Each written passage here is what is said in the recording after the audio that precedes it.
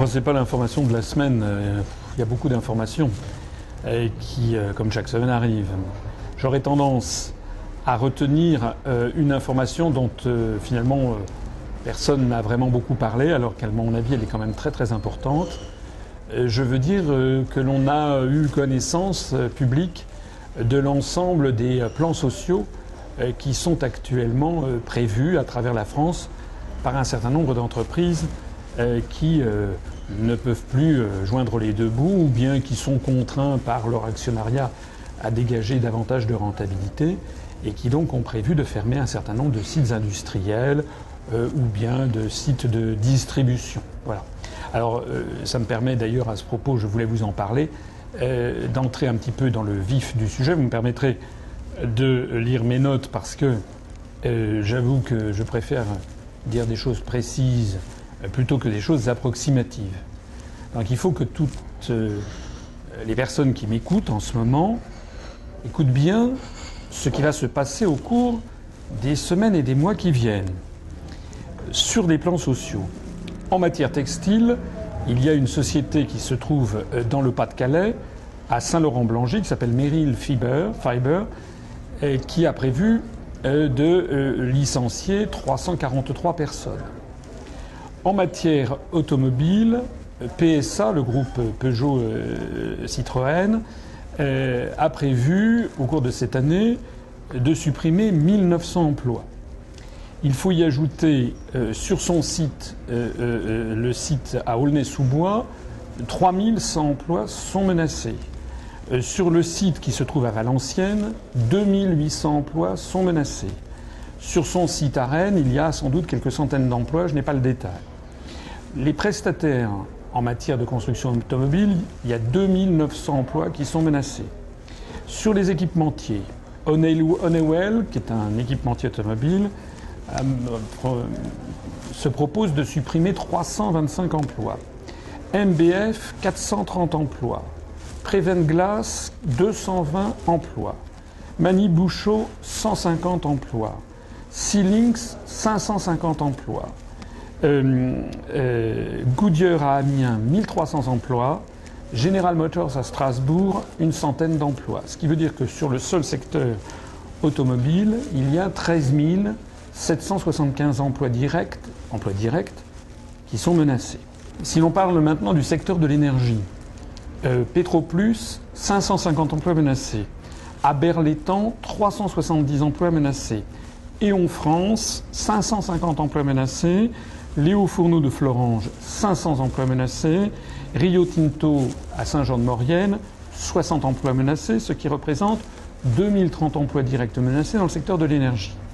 En matière de transport, Air France a fait savoir, ou du moins les syndicats ont annoncé, qu'Air France envisage de supprimer 5000 emplois. Il faut y ajouter la SNCM, où Veolia veut se désengager, la Société nationale de Corse-Méditerranée, on ne sait pas combien d'emplois sont menacés. Et puis également Novatrans, qui s'occupe des questions rail-route, avec 250 emplois menacés, ce qui veut donc dire 5250 emplois qui sont menacés dans le secteur des transports. Maintenant, passons au commerce, à la distribution, à l'agroalimentaire. Le groupe TUI, groupe touristique qui possède notamment Nouvelles Frontières, que les gens connaissent, a prévu de supprimer 484 emplois. Carrefour prévoit de supprimer 3000 emplois. Auchan, 1600 emplois. Leader Price, 87 emplois. Le groupe HTM, qui en fait, dont l'enseigne est boulanger, qui vend de l'électroménager, 400 emplois. La FNAC a prévu de supprimer 310 emplois. Conforama, 288 emplois. Fralib, qui est dans l'agroalimentaire, à Gémenos, 100 emplois. Et vous avez entendu parler, on l'a appris il y a quelques jours justement, à la fin de cette semaine, la mise en règlement judiciaire du groupe Doux, vous savez, des volailles. Il y a 3400 emplois qui sont menacés, ce qui veut dire que dans cette filière commerce, distribution agroalimentaire, on en est à 9667 emplois qui sont menacés ou perdus. On continue. Les télécoms et l'informatique. SFR et Bouygues Télécom ont prévu des plans sociaux. On ne sait pas combien de personnes sont menacées. Il faut y ajouter Technicolor Thomson, 340 emplois perdus. Et Hewlett Packard, qui a prévu au niveau mondial de supprimer des quantités d'emplois. Et en France, eh bien, il y a quand même 5000 emplois qui sont occupés par Hewlett-Packard. Donc on ne sait pas combien, et peut-être 3 000, 4 000, 5 000 emplois sont menacés dans ce secteur en France. Et puis il faut y ajouter encore les médias et les services, avec les NMPP, qui s'appellent Prestalis désormais, les nouvelles messageries de la presse parisienne.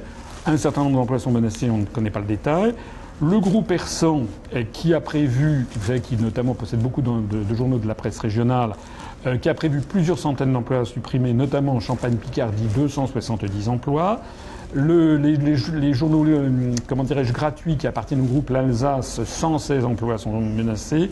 Et puis Néo Sécurité, une société de services, il y a également des plans sociaux qui sont prévus. Donc on peut compter à peu près 500 emplois menacés. Alors, excusez-moi de vous avoir infligé toute cette liste. Mais si on fait le total de tout ça, ça veut dire quoi? Ça veut dire qu'il y a, dans les semaines, les mois qui viennent, peut-être avant la fin de l'année, il y a quelque chose comme 37 000 emplois directs qui risquent de passer à la trappe dans tous ces secteurs. Ça veut dire quoi, 37 000 emplois directs? Vous savez qu'un emploi, ça peut être par exemple le père de famille ou la mère de famille. Il peut y avoir derrière, en moyenne, 3 personnes. 2-3 personnes. Donc 37 000 emplois menacés, ça veut dire qu'on risque d'avoir 100 000 personnes, 120 000 personnes qui risquent de se retrouver dans une situation catastrophique, ou en tout cas au chômage et sans emploi dans les semaines et les mois qui viennent, venant alors même que la France bat des records de taux de chômage. Alors la grande question qui se pose face à ça, c'est qu'est-ce que l'on fait? Monsieur Hollande, pendant la campagne présidentielle, je crois que c'était le 21 avril dernier, a fait des déclarations en disant qu'il s'opposerait et qu'il ne laisserait pas faire les plans sociaux. Nous allons voir. Nous allons voir ce que M. Hollande va faire. Parce que ces plans sociaux, ils ne tombent pas du ciel. Si toutes ces entreprises, dans tous les secteurs d'activité, suppriment des emplois, ça n'est pas parce que toutes ces entreprises sont mal gérées.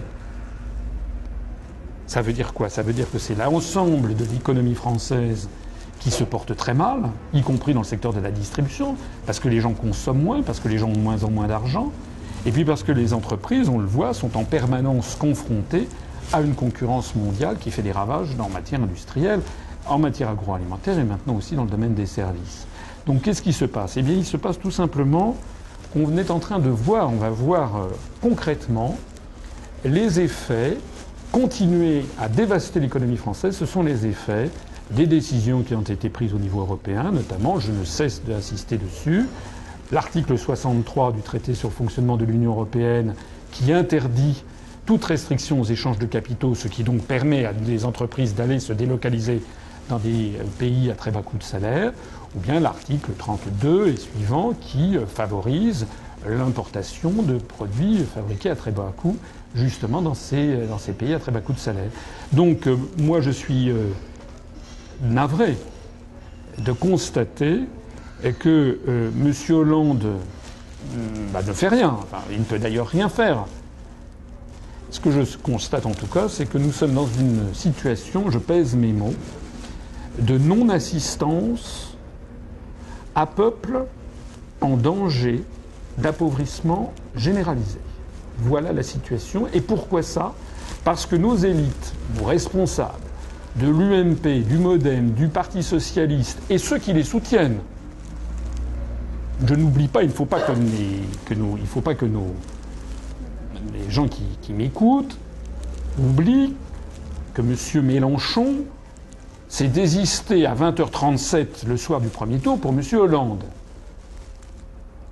Il faut donc bien comprendre que M. Hollande, comme M. Sarkozy, comme l'UMP, comme le PS, comme le MoDem, comme ELV, comme tous ceux qui, à droite ou à gauche, ont soutenu et soutiennent la construction européenne, eh bien, ils sont responsables directement de cette non-assistance à peuple en danger d'appauvrissement généralisé et rapide.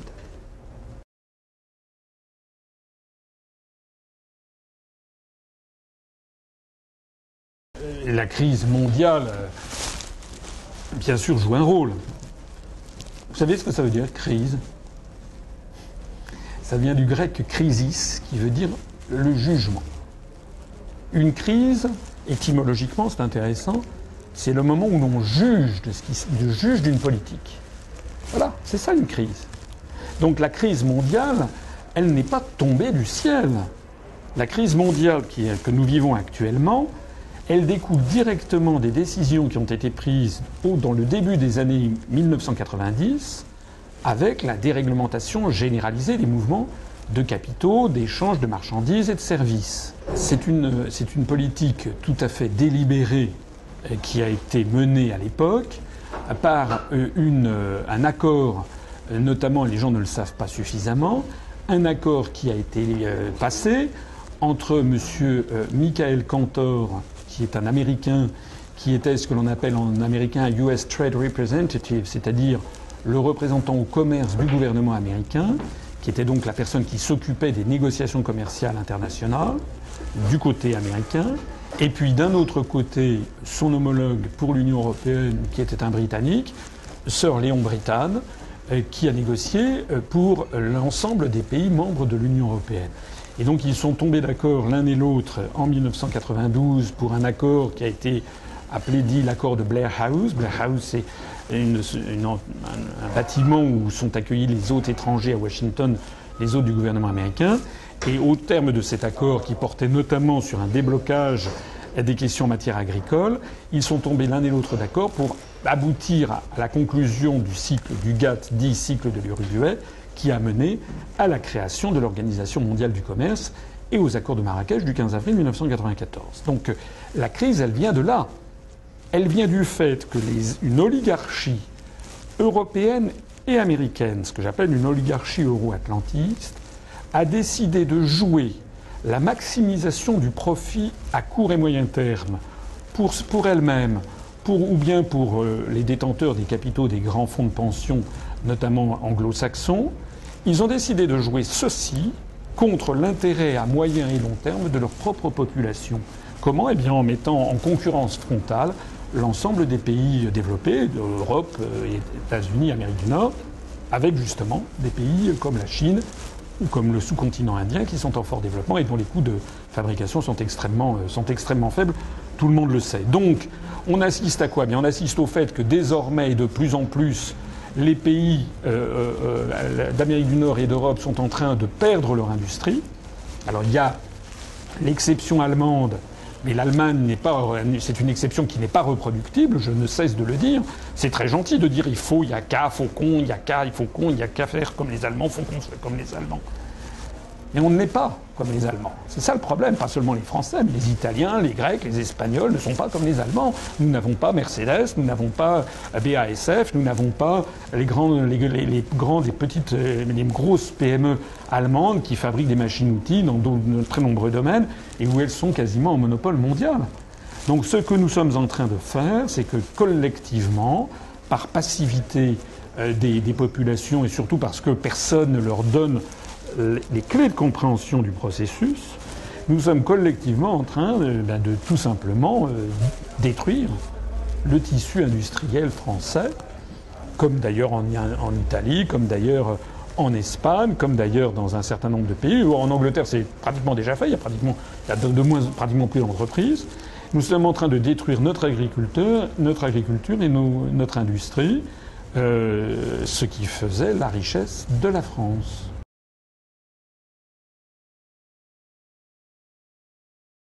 Mais tout ça est il y a des relations de rétroaction. Il y a une crise qui provient des décisions qui ont été prises au début des années 90. Ces décisions ont été continuellement soutenues et continuent d'être soutenues par les responsables politiques français de l'UMP, du PS, etc., et par l'ensemble du système politique et médiatique français. Donc, M. Hollande ne porte pas une responsabilité directe sur les décisions qui ont pu être prises en 1992, 93, 94, c'est exact. Mais là où il porte une responsabilité directe, c'est que lorsqu'il a fait sa campagne présidentielle, il a promis des choses qu'il ne pourra pas tenir, et que deuxièmement, il se refuse d'expliquer aux Français ce qui se passe pour de vrai. Il considère comme un fait acquis ce procédé dit de mondialisation. Il considère que l'on ne peut pas réintroduire, en définitive, des contrôles aux échanges de capitaux, de marchandises et de services. Et donc, il a une politique qui est exactement la politique du chien crevé au fil de l'eau. Mais le chien crevé, c'est les Français, hein. C'est de ça qu'il s'agit. Donc, c'est pour ça qu'il porte une responsabilité. Et c'est pareil aussi pour l'UMP. Et c'est pareil aussi, j'insiste, sur ceux qui soutiennent cette procédure. Je vais vous parler de quelque chose, je vais me faire des ennemis. Mais moi, je dis la vérité aux Français. Dimanche, là, je suis allé sur un marché, pas très loin de chez moi, et on m'a distribué des tracts, et notamment ce petit tract, qui est un tract qui émane du front de gauche. Hein, qui est un tract qui émane du front de gauche pour une circonscription près de la Bastille, à Paris. Voilà, avec une députée qui s'appelle Madame Vieux-Charrier, qui est candidate aux législatives pour le Front de gauche. Front de gauche où il y a le portrait de M. Mélenchon et où il y a parmi qui soutiennent, il y a le Parti communiste français. Eh bien, croyez-le ou pas, je vais mettre ça, là, une saisie, un scan de ce document, je vais le mettre sur notre site, hein, mais croyez-le ou pas, dans ce document-là, pour les législatives, hein, c'est bientôt, eh bien, il n'y a pas une seule fois le mot Europe, pas une seule fois le mot Union européenne, pas une seule fois, évidemment, les traités européens, pas une seule fois il est question de l'euro, ni des problèmes monétaires, ni des contraintes du pacte budgétaire, vous savez, le TSCG. Il n'est question de rien. La seule chose qu'il est question, c'est d'avoir des engagements pour la 6e République. Alors c'est quoi les engagements pour la 6e République ? Ben, c'est le logement. Et puis c'est la culture, affirmer le rôle de Paris en matière culturelle. Mais on se moque de qui ? Excusez-moi, je vais être vulgaire, parce qu'il n'est pas fréquent chez moi, mais j'appelle ça du foutage de gueule. Voilà. Nous perdons actuellement 800 emplois industriels par jour ouvrable. Nous avons des sinistres qui arrivent de façon catastrophique. Et voilà des gens qui représentent normalement le Parti communiste français et qui nous parlent simplement de la possibilité de l'homoparentalité et puis d'avoir des logements. Mais on se moque de qui ? Il ne s'agit pas du tout d'une campagne législative, il s'agit de rien. Il s'agit, les logements, c'est quasiment des HLM, c'est quelque chose, on dirait presque une campagne municipale, une campagne cantonale. Donc les législatives, on aura l'occasion d'y revenir sans doute dans cet entretien, n'existe plus, il n'y a pratiquement plus de campagne législative. Et puis, là où il y a une responsabilité colossale, c'est justement dans la prétendue opposition, là je viens de taper sur le front de gauche, mais j'en aurais pareil de l'autre côté. On voit, vous avez vu encore l'atmosphère de scandale dans laquelle Mme Le Pen se répand à Hénin-Beaumont. Vous avez vu ce qui circule sur Internet, là où elle a accusé tous les Maghrébins de voter Mélenchon. Elle a pris à partie un Français d'origine maghrébine qui roulait dans une voiture décapotable en lui demandant comment il avait financé sa voiture, sous-entendu, vous l'avez financé en volant. Enfin voilà, ça c'est le Front National d'un côté. De l'autre côté, vous avez le Front de gauche qui nous parle de sujets d'une importance capitale comme l'homoparentalité ou comme par exemple le rôle culturel de la ville de Paris. Mais sur le fond du sujet, c'est-à-dire l'effondrement de toute l'économie française qui se profile, qui continue, enfin ça a déjà largement commencé, et qui continue avec le cortège de chômage, de misère, de pauvreté, de drame humain que ça représente derrière, il n'y a plus personne et tout le monde considère qu'on ne peut pas faire autrement que de continuer la politique qui est menée depuis maintenant 25 ou 30 ans. Bon, le TSCG, donc c'est que tout le monde appelle le pacte budgétaire. C'est quoi ? C'est encore une volonté d'essayer de sauver l'euro par tous les moyens. Donc pour essayer de sauver l'euro, vous savez que les pays qui risquent de voir retomber sur eux tout le poids de l'endettement colossal et surtout des sinistres financiers qui se profilent en Grèce, mais pas seulement en Grèce, en Italie, en Espagne, au Portugal, en Irlande, à Chypre, en Slovaquie, en Slovénie, enfin tous ces dominos qui risquent de tomber les uns après les autres, eh bien ceux qui le prennent le plus peur, ce sont les Allemands. Et puis également, ne les oublions pas, les Luxembourgeois et les Néerlandais.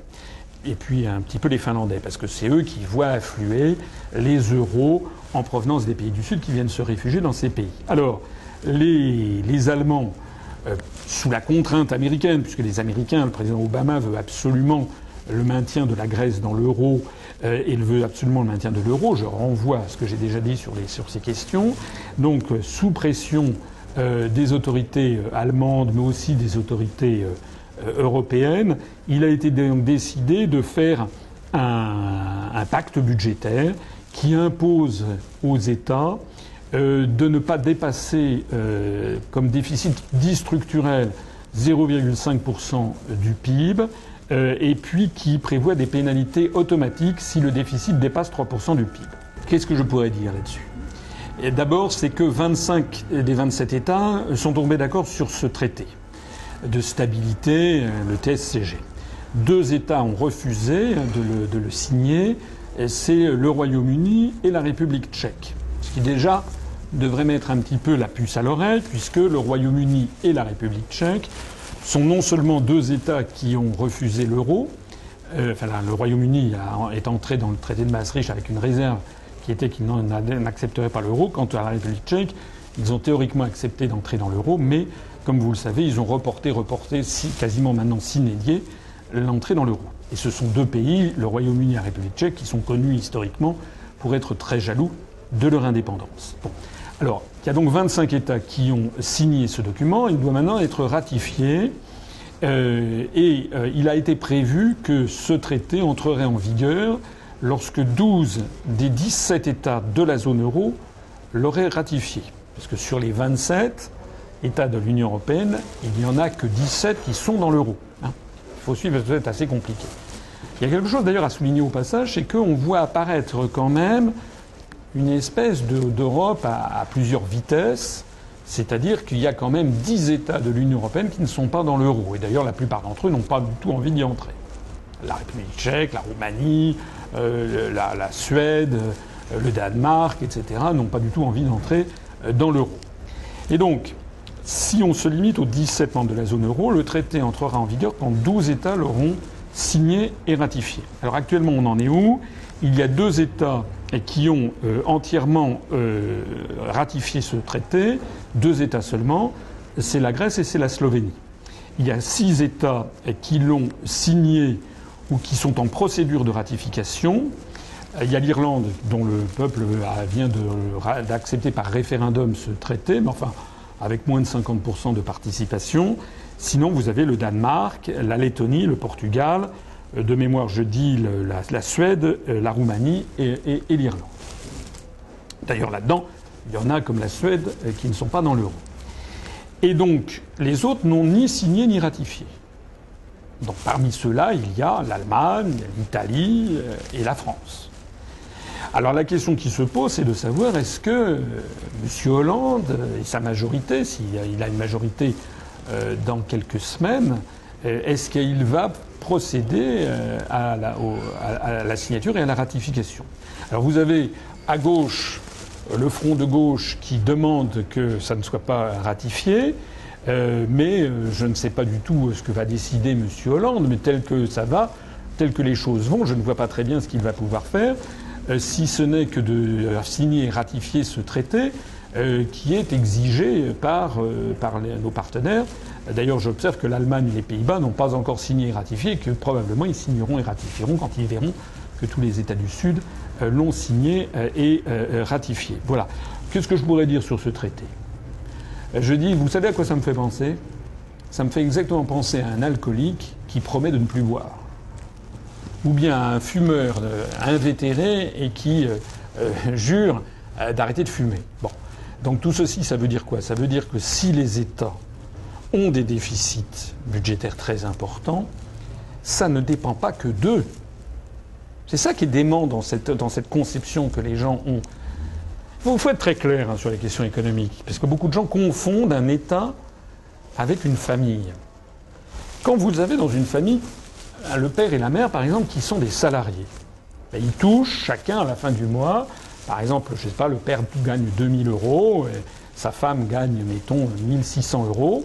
Ça, c'est leur salaire mensuel. Bon. S'ils dépensent entre le loyer, la nourriture, le vêtement, les distractions, l'essence, etc., si avec tout ça, ils dépensent plus que 3 600 € par mois, s'ils dépensent 4 000 € par mois, ils vont être en déficit. Ils vont donc être en découvert bancaire, et puis un jour la banque va mettre le haut là. Bon, donc qu'est-ce qu'on fait dans ces cas-là? C'est assez simple, il faut couper dans les dépenses. Donc on va plus sortir au cinéma, on va pas partir en week-end, on va renouveler sa garde-robe moins souvent, voilà. Et si un couple diminue ses dépenses, il dépense moins, progressivement il va revenir dans le vert. Pourquoi? Parce que ses ressources sont toujours identiques. Mais un État, ça ne marche pas comme ça, justement. Un économiste qui avait pointé du doigt ce problème dès les années 30, notamment en 1936 avec sa théorie sur la monnaie, c'était Keynes. C'est que Keynes avait fait remarquer, pas le seul, mais je prends son exemple, que les ressources d'un État, c'est pas un salarié. Les ressources d'un État, c'est quoi? C'est la fiscalité. C'est l'impôt sur les sociétés, l'impôt sur le revenu, la TVA. La TVA, elle dépend de la consommation des ménages. L'impôt sur les sociétés dépend des profits que fait une entreprise. L'impôt sur le revenu dépend justement du plein emploi.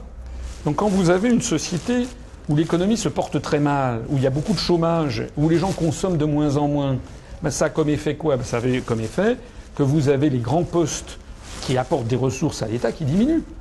Si les gens consomment moins, il y a moins de TVA. Si les gens sont au chômage, il y a moins d'impôts sur le revenu. Et si les entreprises sont obligées de fermer, comme on l'a constaté tout à l'heure, je dressais la liste, vous avez moins d'impôts sur les sociétés qui arrivent. Et donc le résultat, c'est que les ressources diminuent. Donc c'est pour ça qu'un État n'a rien à voir avec un ménage de salariés. Les ressources d'un État dépendent de la conjoncture économique. Et donc ce qu'avait montré Keynes, c'est que parfois, si on est dans une situation de marasme ou de dépression, économique, si l'économie se porte très mal, si on coupe dans les dépenses publiques, si on n'embauche pas de fonctionnaires, etc., eh bien on va en fait faire effectivement des économies immédiates dans les dépenses de l'État. Mais c'était ce qu'avait montré Keynes, par un effet dit de multiplicateur, les gens qui sont au chômage ne vont plus consommer, les fonctionnaires qui ne sont pas embauchés ne consommeront pas, seront au chômage, etc. Et donc au bout du compte, on va voir les ressources de l'État qui vont dégringoler peut-être encore plus vite. C'était l'un des enseignements de Keynes. Voilà, alors je ne veux pas faire un cours d'économie à l'occasion, je l'ai fait, mais à l'occasion de cette petite conversation.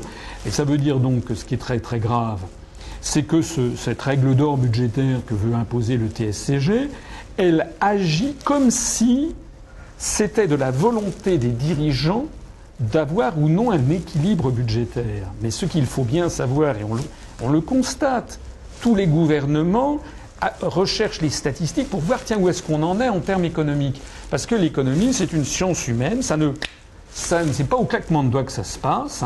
L'économie, elle découle de millions de décisions individuelles qui sont prises, et donc on ne sait pas où l'on va. Donc dire qu'il faut absolument être en dessous de 0,5% de déficit structurel, c'est comme s'il y avait un traité qui imposait qu'il fasse beau temps tous les jours. C'est très gentil et on fait comment si on n'y arrive pas. Voilà. Alors si on n'y arrive pas, il est prévu d'avoir des sanctions automatiques, notamment que tout ceci sera déféré à la Cour de justice de l'Union européenne. Tout ça est burlesque, parce que ce traité, je pèse mes mots, ne pourra pas être rempli.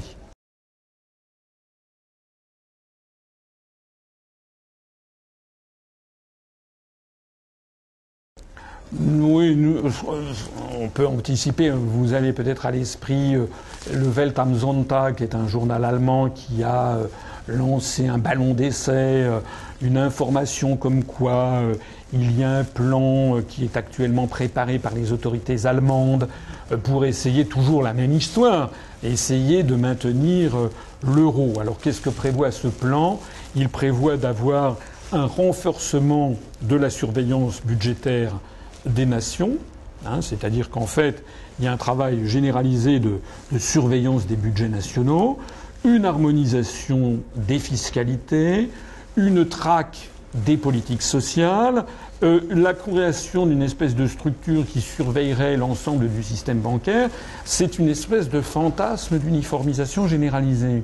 Tout ça, c'est très gentil de prendre comme ça sur le papier toutes ces décisions. Ce sont des fantasmes d'harmonisation généralisée. Mais on tombe toujours, au bout du compte, sur le même problème de fond. Le même problème de fond, c'est que ce ne sont pas les mêmes peuples. Voilà. Lorsque je vois par exemple que la Roumanie a ratifié ce TSCG, permettez-moi de sourire. Tout le monde sait qu'en Roumanie, il y a une partie très importante de l'économie qui est de type mafieux et que les statistiques roumaines sont totalement fausses. Donc voilà. On ne peut pas comparer la rigueur allemande avec ce qui se passe en Roumanie. Point. Voilà.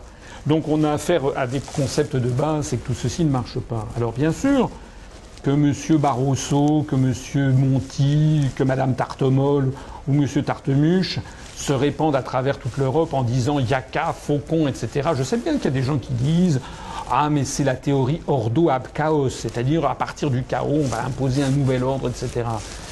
J'ai écrit un article là-dessus sur Agoravox. Moi personnellement je n'y crois pas à ces théories parce qu'il suffit de regarder l'histoire. C'est quoi l'histoire récente ? L'histoire récente, c'est que les européistes n'ont pas arrêté, en fait, de violer les peuples.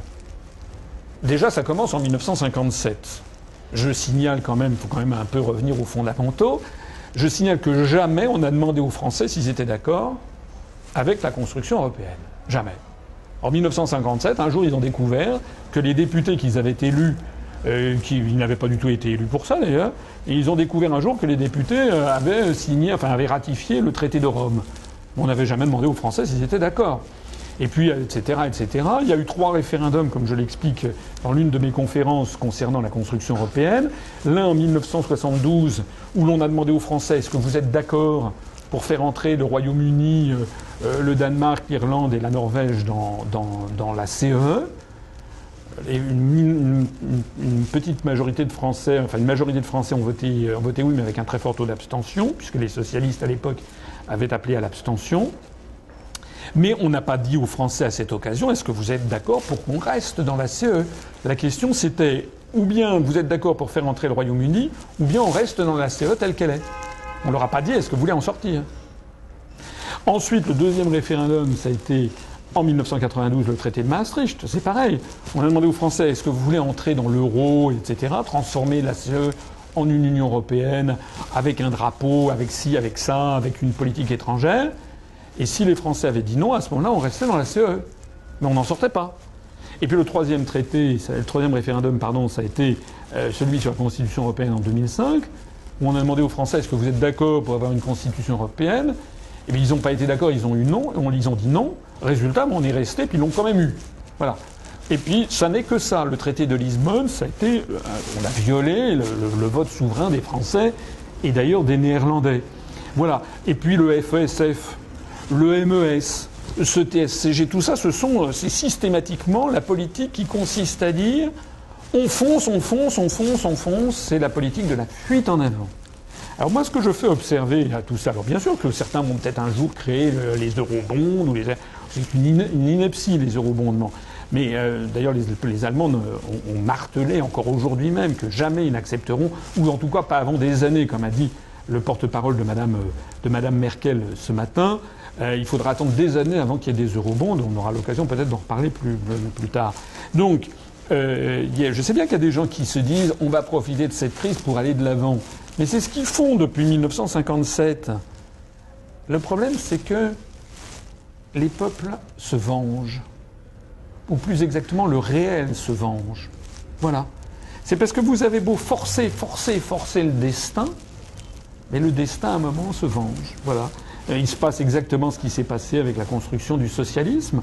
Pendant 7 décennies, on a forcé les Russes à aller de l'avant. Comme ça ne marchait pas après la NEP, eh bien Staline a lancé la découlakisation, c'est-à-dire que tous les paysans riches ont été expropriés, on les a envoyés en camp. Après ça, ça a été la collectivisation des terres, la collectivisation de l'industrie, et ci, et ça. Et puis à chaque fois, on allait plus loin, et la planification, et puis quoi ? Et puis tout ça jusqu'à l'effondrement généralisé. Voilà. Et bien là, c'est pareil. C'est-à-dire que nul ne sait actuellement comment faire pour sortir de la nasse. Hein, et donc, ce à quoi pensent les responsables européistes, c'est la fuite en avant. Et bien, qui continue dans la fuite en avant, hein. De toute façon, qu'est-ce que vous voulez que nous, on fasse d'autre que d'essayer d'attirer l'attention de nos compatriotes sur le désastre qui arrive? Tout ce qui se passe est exactement conforme à ce qu'avaient dit les gens qui étaient contre le traité de Maastricht en 1992, est exactement conforme également à ce que, personnellement, je ne cesse de dire depuis que j'ai créé l'Union populaire républicaine, et voici maintenant 5 ans, et que je disais avant, mais en petit comité et dans la haute administration où je travaillais depuis une dizaine d'années. Tout ce qui se passe est conforme à ces analyses.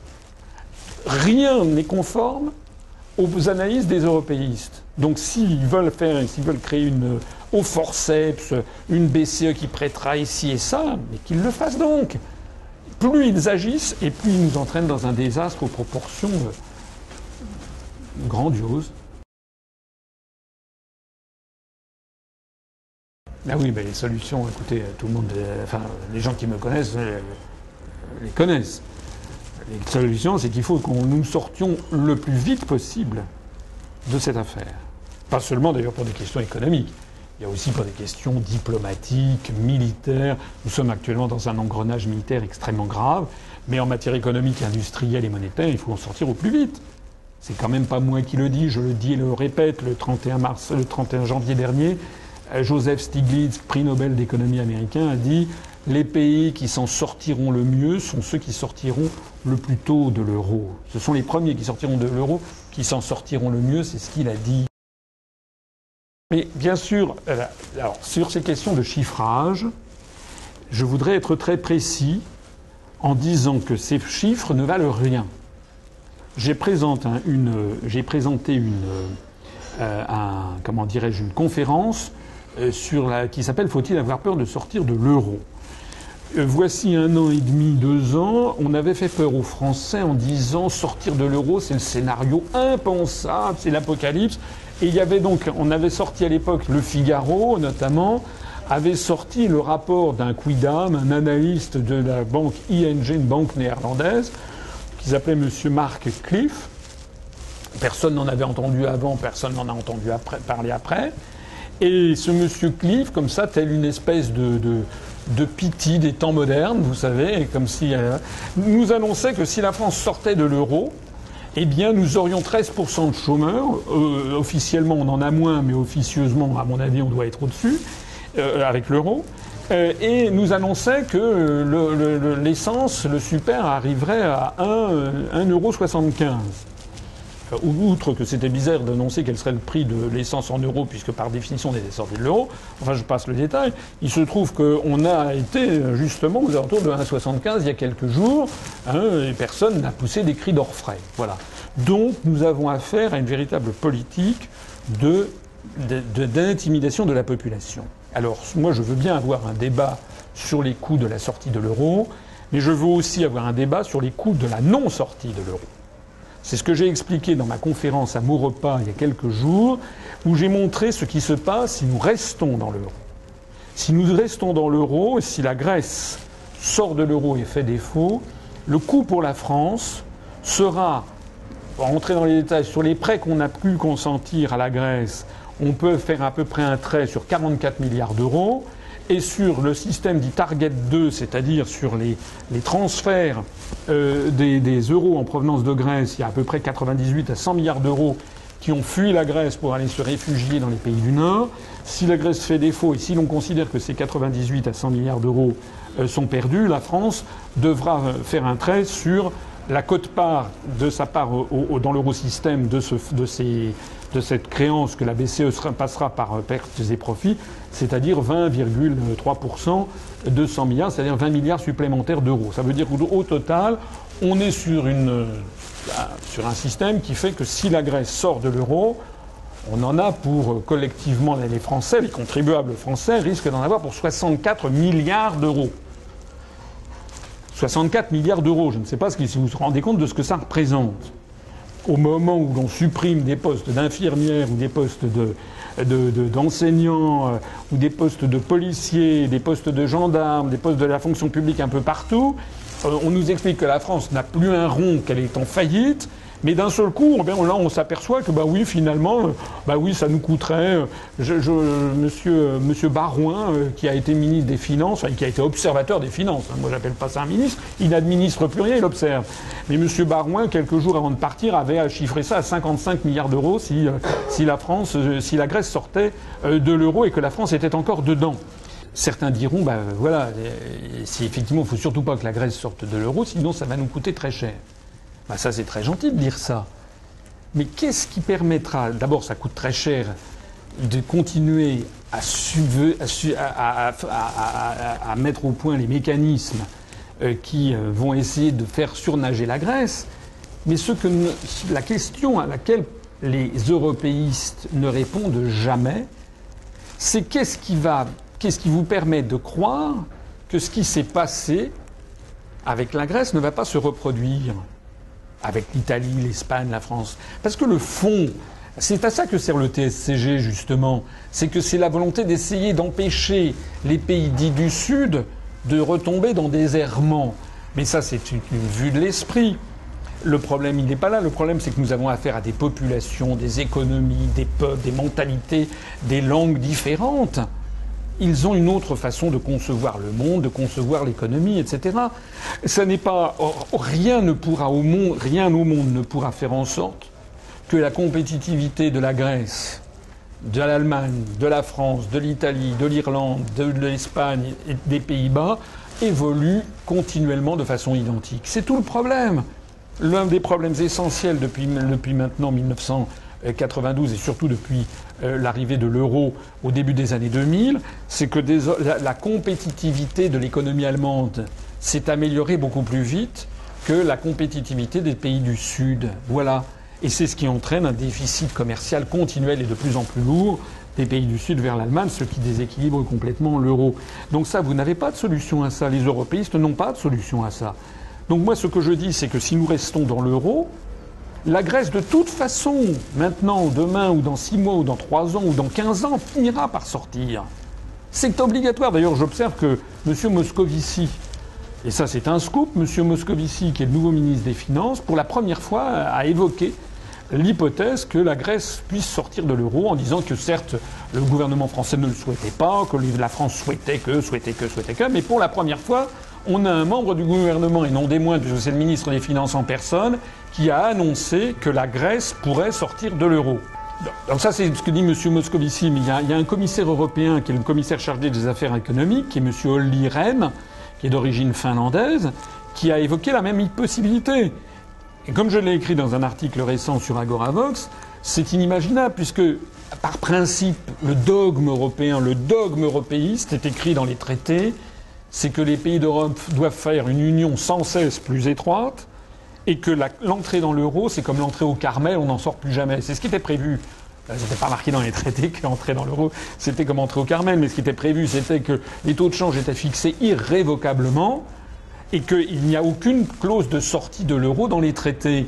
Ça veut donc bien dire que les européistes sont eux-mêmes mis au pied du mur. Maintenant, ils ne peuvent plus cacher la vérité, ils ne peuvent plus cacher le fait que peut-être la Grèce ne pourra pas faire autrement que de sortir de l'euro. Je me permets de terminer. Ce sont des sujets qui sont un peu techniques, mais qui sont d'une importance cruciale et dont personne ne parle aux Français de façon sérieuse. Je voudrais terminer sur le coût pour la France de rester dans l'euro. Si nous restons dans l'euro et que la Grèce en sort, je vous ai dit, ça nous fait un coût de l'ordre de 60 à 64 milliards d'euros pour les contribuables. Mais qu'est-ce qui va se passer ensuite ? Eh bien, il va se passer ensuite qu'il y aura un pays de moins dans l'eurosystème, qui représente 2,3%. Ça veut dire que les parts des pays dans l'eurosystème vont augmenter à due proportion. La France, qui a 20,3%, va passer à 20,8% de l'eurosystème. Bien, ça veut dire que le risque que nous encourons augmente. Bon, si ensuite c'est l'Espagne qui tombe en rideau, alors l'Espagne, c'est beaucoup plus que la Grèce. En termes pour le simple aspect Target 2, c'est-à-dire les euros qui ont fui l'Espagne pour aller se réfugier dans les pays comme l'Allemagne, les Pays-Bas, ou bien ou même la France ou le Luxembourg, on y a quelque chose comme 308 milliards d'euros qui ont fui l'Espagne au début du mois de mai, en cumulé. Donc, si l'Espagne sortait de l'euro, ce serait 308 milliards d'euros que la BCE devrait passer par pertes et profits, dont la France prendrait à sa charge 20,8%, ce qui fait déjà 60 et quelques milliards, à quoi il faut rajouter les prêts qu'on a fait directement à l'Espagne. Donc le sinistre pour l'Espagne pourrait cette fois-ci être de l'ordre peut-être 3 fois supérieur au sinistre avec la Grèce, c'est-à-dire de l'ordre de 200 milliards d'euros. Et puis après ça, tout ça, c'est 200 milliards d'euros, c'est colossal. C'est en gros, c'est le budget de l'éducation nationale. Bon. Alors en plus de ça, si on continue à aller de l'avant, à ce moment-là, la Grèce et l'Espagne sont sortis. Ça veut dire que la part de la France continue d'augmenter dans l'eurosystème. Comprenez ? Donc plus il y aura de pays qui vont tomber en faillite.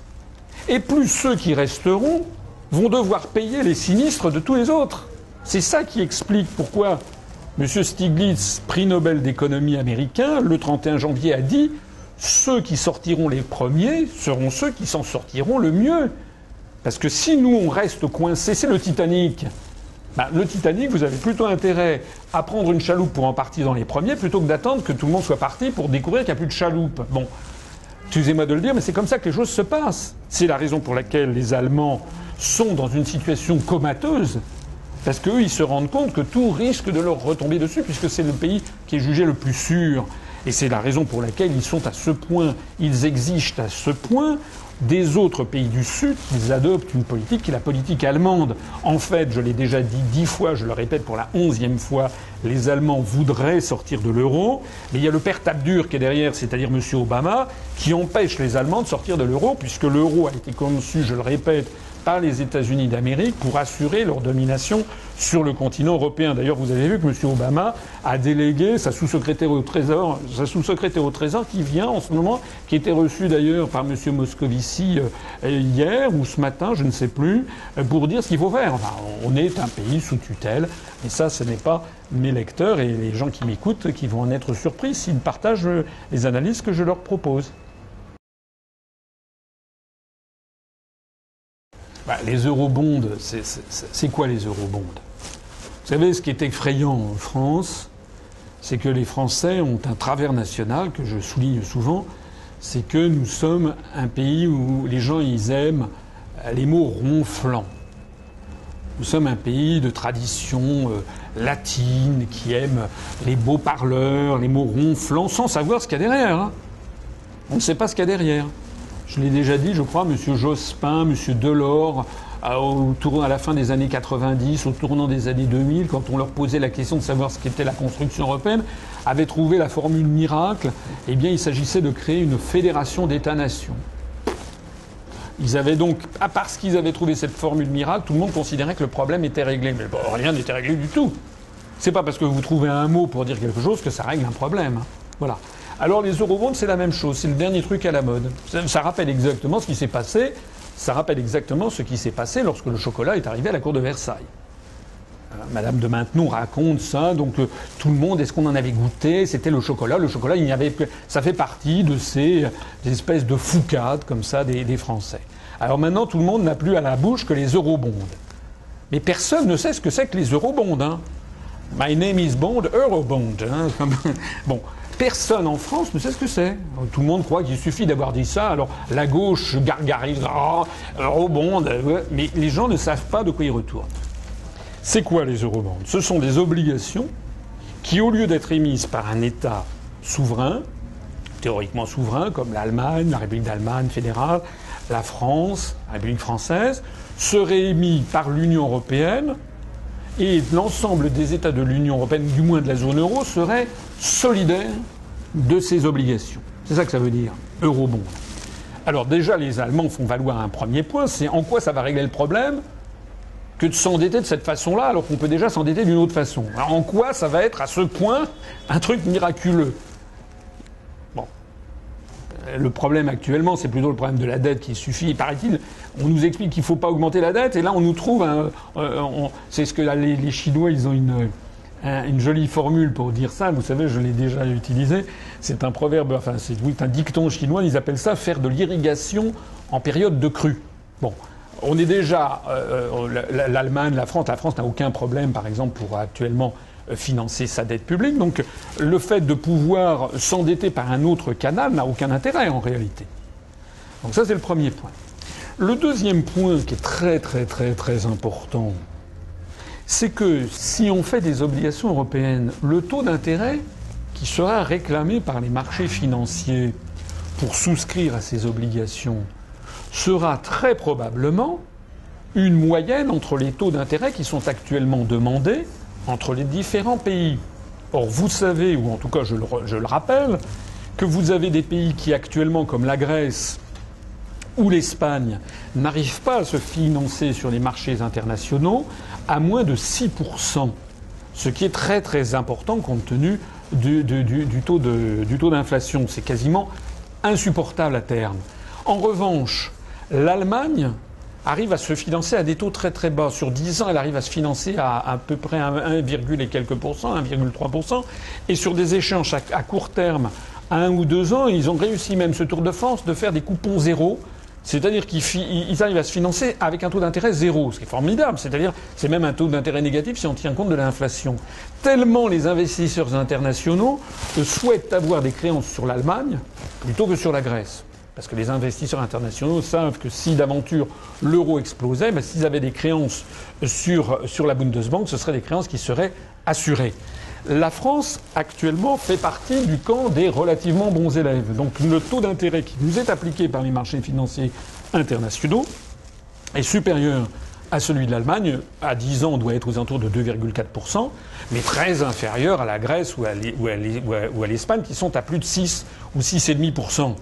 Donc si on avait des eurobonds, la France, au lieu de se financer actuellement à 2 et quelques pourcents, eh bien nous pourrions nous financer avec ces obligations peut-être à 3 ou 4. Bravo! C'est exactement comme si vous alliez chez un banquier qui vous propose un taux d'intérêt à 2% pour vous acheter un appartement et que vous lui disiez non, je préférerais payer 4 ou 5. Bon, c'est du délire. C'est du délire. Et puis le dernier point sur ces eurobonds, c'est que par construction, ça veut dire que tous les pays sont solidaires les uns des autres. Ça veut dire que la France, que les électeurs français sont solidaires de ce qui peut être décidé par des gouvernants sur lesquels ils n'ont aucune prise. Ça, c'est un point très très important. Ça avait été interdit dans les traités. C'était l'article de mémoire, je crois, c'était l'article 124, je crois, du traité sur le fonctionnement de l'Union européenne. C'est ce que l'on appelle lutter contre l'aléa moral. C'est-à-dire qu'il était interdit, c'était la clause dite de no bailout en anglo-américain, en européen, mais en français on appelle ça la clause de non-renflouement. Cette clause interdisait à un État ou à des États d'Europe de renflouer un autre État de la zone euro. Alors le FESF et le MES ont piétiné, ont violé, encore une fois, c'est encore une fois un cas de viol des traités. Mais ont piétiné cette clause. Mais cette clause, elle avait un fondement démocratique très important. Parce que ce dont on parle de là, si on prend la hauteur de vue nécessaire, on parle de la démocratie. Lorsqu'il s'agit de ce programme-là révélé par le journal allemand Die Welt am Sonntag, ça veut dire le monde du dimanche, ce programme qui consiste à mettre sous surveillance généralisée les budgets nationaux, ça veut dire quoi ? Ça veut dire que la démocratie n'a plus de sens. Pourquoi il y a eu la révolution en France ? C'est parce que les Français voulaient voter les impôts et voter les dépenses. La quintessence de la démocratie, c'est un peuple qui vote son budget. Donc si maintenant les budgets ne sont plus décidés par les peuples qui les décident, par les peuples à quoi ça sert de voter ? Ça ne sert plus à rien. Donc c'est la preuve que nous entrons dans une phase de tyrannie de plus en plus marquante. Je rappelle que le slogan de l'UPR, c'est l'union du peuple pour rétablir la démocratie. C'est pas un slogan en l'air.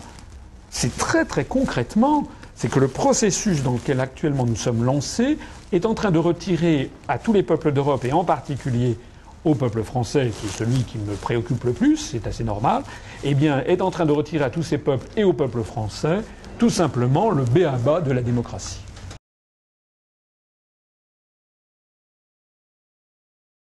Alors, premièrement, si nous avions pu être candidats, avoir des candidats aux élections législatives, on y serait allé, hein, évidemment. Un mouvement politique a vocation à se présenter à des élections. Donc ça, c'est le premier point. Le deuxième point, c'est qu'effectivement, j'ai décidé, le Bureau national de l'Union populaire républicaine, nous en avons parlé, et nous avons décidé donc collectivement de ne présenter aucun candidat. Je me permets à cette occasion de faire une petite remarque. C'est qu'il y a quelques circonscriptions en France, pas beaucoup. Il y en a, je crois, une dans le Nord, il y en a un petit peu dans le sud de la France, où il y a une poignée de candidats qui se réclament d'un mouvement, d'un groupuscule qui s'appelle l'URP, l'Union républicaine populaire. Alors c'est en fait un groupuscule qui s'est créé à peu près un an après nous, après l'UPR, au moment des élections municipales. Et en fait, c'est un ersatz, hein, comme on dit, c'est une copie, et qui a vocation à nous nuire. C'est un groupuscule très à droite, qui a pris délibérément le nom de notre mouvement en intervertissant les mots, et en essayant de se faire passer pour nous. Bon, alors ça prouve qu'on ne laisse pas indifférent. C'est un hommage du vice à la vertu. Alors que faire? Les attaquer? Tout le monde s'en fout d'ailleurs. Ils n'ont d'existence que grâce à nous. Bon.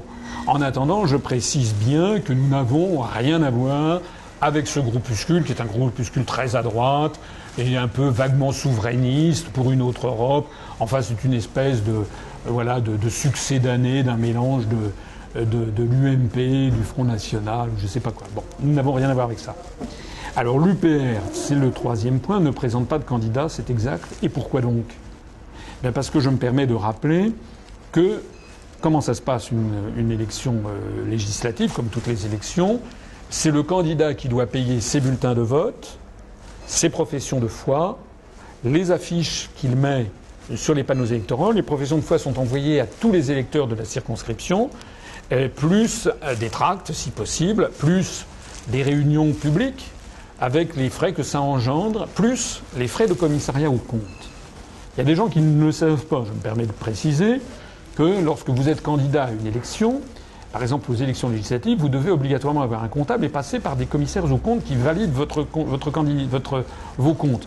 Pour une raison simple, c'est que si vous atteignez 5,00% des suffrages, voire davantage, vous êtes remboursé de vos frais de dépenses. Donc c'est de l'argent du contribuable.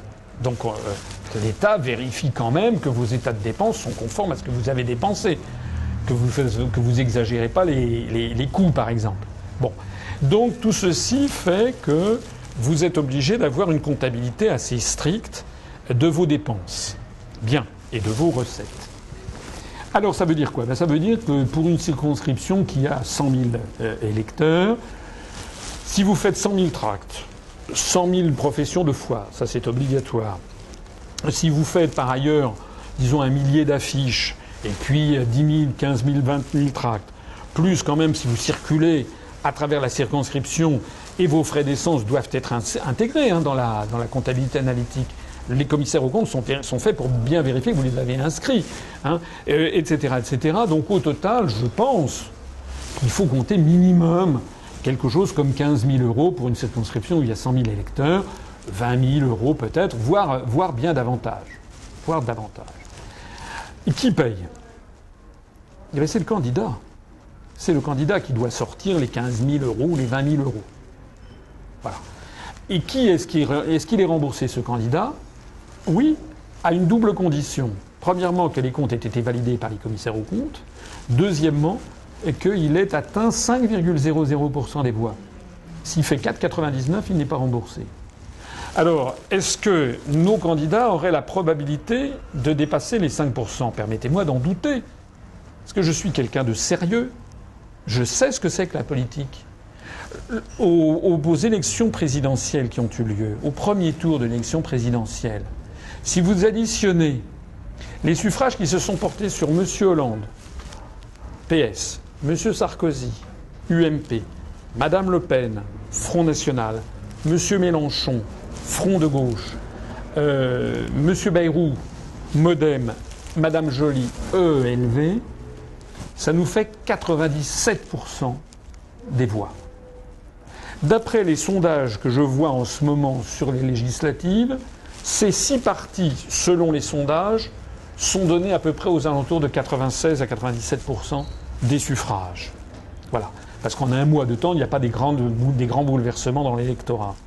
D'ailleurs, d'après les sondages, on verra ce que ça va donner, mais d'après les sondages, il y aurait une montée du Parti socialiste et sans doute de l'UMP par un réflexe de vote utile, et puis une tendance à la diminution des autres mouvements politiques, notamment du FN, du Front de gauche. C'est ce que disent les sondages. On vérifiera. Mais en gros, les masses y sont. Ça veut dire qu'un parti comme le nôtre, en l'espace d'un mois, n'a pas la possibilité de se faire connaître, surtout que je n'ai pas pu être candidat. J'ajoute encore un autre élément, 2 autres éléments. Le premier élément, c'est qu'il n'y a pas de campagne législative. Je le disais tout à l'heure en montrant le tract indigent du Front de gauche pour la circonscription Paris-Bastille. Mais c'est un tract où il n'y a pratiquement rien. J'observe d'ailleurs qu'il n'y avait pas que le Front de gauche, il y avait également, des tracts du candidat du MoDem, du candidat de l'UMP, du candidat du Parti radical. J'ai même croisé d'ailleurs sur le marché Cindy Lee, vous savez, la candidate du Parti du plaisir. Elle n'avait pas des seins à l'air là cette fois-ci, mais enfin bon. Il y avait donc un certain nombre de candidats qui, avec leurs équipes, qui distribuaient des tracts. J'observais. Ça vaut ce que ça vaut. Ce que j'ai observé en tout cas, c'est qu'aucun ne faisait recette. C'est que personne ne voulait prendre de tracts. Comme si les Français avaient compris qu'ils s'étaient fait rouler dans la farine par la présidentielle. Les Français, on commence à comprendre que, en fait, l'élection de Hollande, ils ont remplacé, Dupont-T par Dupont-D, vous savez, comme les Dupont et Dupont. Donc, en fait, ils commencent à comprendre qu'ils se sont fait avoir. Moi, je pense qu'il va y avoir un taux d'abstention supérieur. Je le souhaite d'ailleurs, puisque j'appelle tous ceux qui nous font confiance, je leur suggère, ils feront ce qu'ils voudront, bien entendu, je l'ai déjà dit 50 fois, je ne suis pas là pour, je ne suis pas maître des cœurs et des âmes, et c'est beaucoup mieux comme ça. Mais si moi j'ai un conseil à leur donner, je leur dis, n'allez pas voter, ne contribuez pas à assurer toutes ces élections sont en fait une farce, puisque on a le choix qu'entre les partisans de l'Union européenne et les partisans d'une autre Union européenne qui ne peut être que l'Union européenne. En gros, on n'a pas le choix, quoi. Donc il ne faut pas aller voter pour ça. Et donc je me permets de revenir sur ce que je disais. Nous n'avons pas les moyens de nous faire connaître en l'espace d'un mois puisqu'il n'y a pas de campagne électorale.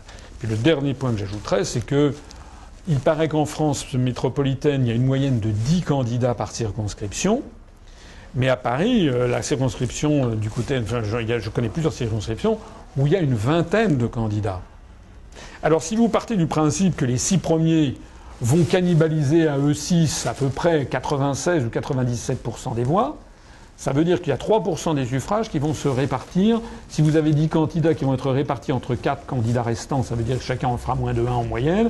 Et si vous avez 14 candidats qui se répartissent 3%, vous voyez ce que ça va donner. Ça va donner des scores du style 0,2, 0,3% des suffrages. Donc tout ceci n'est pas raisonnable. C'est la raison pour laquelle, si nous y allions, nous aurions très probablement des scores mauvais. Donc je ne souhaite pas entraîner les gens qui me font confiance vers ce genre de choses, puisque comme nous n'avons pas de moyens financiers, comme nous ne sommes pas soutenus par une structure par ailleurs, le POI, lui, il a passé un accord avec le Front de gauche, par exemple, nous ne sommes pas soutenus par une structure extérieure, nous n'aurions pas les moyens de payer, de rembourser les gens qui se seraient présentés sous nos couleurs et qui ne feraient pas les 5%. Voilà. Moi, je ne veux pas entraîner des gens qui nous font confiance vers des drames personnels du style quelqu'un qui aurait dépensé 10 000, 15 000 euros et puis qui se rendrait compte qu'il fait 1% des voix et qui donc ne serait pas remboursé. Ça ne serait pas honnête. Je me permets au passage de faire une toute petite remarque, c'est qu'il y a des gens qui m'ont dit « mais regardez, il y a le Parti pirate qui propose de faire des campagnes à 0 €. » Je suis allé voir le site qu'on me montrait. Écoutez, j'ai rien compris parce que moi, ce que je vois quand je vais sur ce site, c'est un tableau des dépenses. Donc déjà, il prévoit un budget de 7 400 €. Alors moi, j'ai pas compris comment les 7 400 € devenaient 0 €. Ça, j'ai pas compris. J'ai vu aussi que dedans, il n'était pas question de commissariat aux comptes. Il n'était pas question du moindre coût de facturation de circuler. Et j'insiste sur je le sais d'autant plus que moi, j'ai déjà fait une campagne. Et quand j'étais candidat au municipal à Paris en 2001, eh bien donc je sais que les comptables, les commissaires aux comptes doivent vérifier que tout est bien intégré. Bon, je ferme. C'est un petit détail. Alors. Je terminerai mon propos en disant que certains vont dire « Ah bah oui, mais alors à quoi sert l'UPR s'il ne va pas aux élections ?» D'abord, on a essayé d'aller à la présidentielle, on n'y est pas parvenu. Bon. Deuxièmement, les législatives, en mon âme et conscience et en l'âme et conscience des membres du Bureau national, nous avons estimé que ça n'était pas le moment, que nous n'arriverions pas à percer à cette occasion, parce que tout était fait, aucun média n'aurait relayé notre message. D'ailleurs, encore une fois, il suffit de regarder, aucun média, en gros, ne parle réellement des élections législatives. Alors, cela étant, nous n'allons pas ne rien faire. L'UPR se développe, continue de se développer, s'enracine. En France, vous savez, c'est comme une jeune plante, une jeune pousse, ou un jeune arbre, il a besoin de développer ses racines avant de se développer. Donc nous enracinons dans l'humus français, dans la terre, voilà. Nous développons nos postes de délégués départementaux. Tous les jours, nous avons de nouveaux adhérents qui adhèrent à l'UPR, de nouveaux sympathisants. Donc, progressivement, nous allons nous renforcer. Et l'objectif que nous nous sommes fixés, c'est d'être présents aux élections européennes de 2014. Nous avons 2 ans pour nous y préparer. C'est à la fois beaucoup et pas beaucoup. Beaucoup parce que ça permet quand même de préparer une campagne solide, pas beaucoup parce que si nous voulons être présents dans toutes les régions, ça nécessitera des fonds, des moyens financiers quand même très importants, ne serait-ce que pour faire imprimer 46 millions de professions de foi. Nous sommes encore très très loin d'avoir les moyens financiers de pouvoir le faire. Mais d'ici à 2 ans, j'espère que de plus en plus, nous allons avoir les moyens humains et financiers qui nous permettront d'être présents dans le plus grand nombre possible de régions en 2014 pour les élections européennes.